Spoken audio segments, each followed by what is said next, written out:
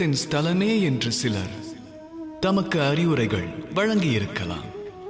அந்த வேதனைகள் விடுபட இறைபக்தி ஒன்றே வழி என்று கூறியிருக்கலாம். ஒருவேளை இந்த அகிலமானது துயர்கடலாய் விளங்குமெனில் இறைவன் தம்மை எதற்காக இவ்விடம் படைத்தான்?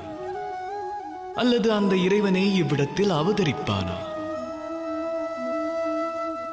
உருவான சிக்கலுக்கு தீர்வு காண இயலாவிடில் அப்பழியை அகிலம் மற்றும் அதில் வசிப்போர் மீது நாம் சுமத்தி விடுகிறோம்.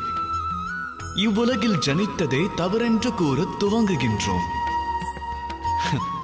ஒரு குடியானவன் பாலைவன நிலம் சென்று தன் உழைப்பின் மூலம் அதை நன்கு உழுது பயிர் நிலமாக்குகின்றான்.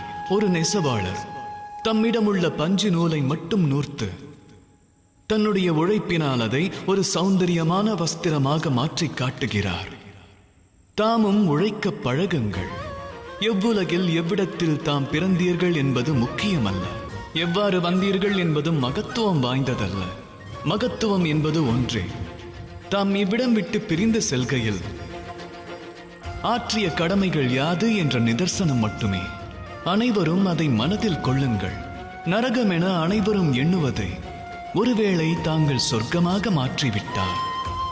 தாம் வாழ்ந்த வாழ்வு, தாம் வாழ்ந்த அகிலம் இரண்டும் புனிதத்துவம் பெறும். ராதா ராதா.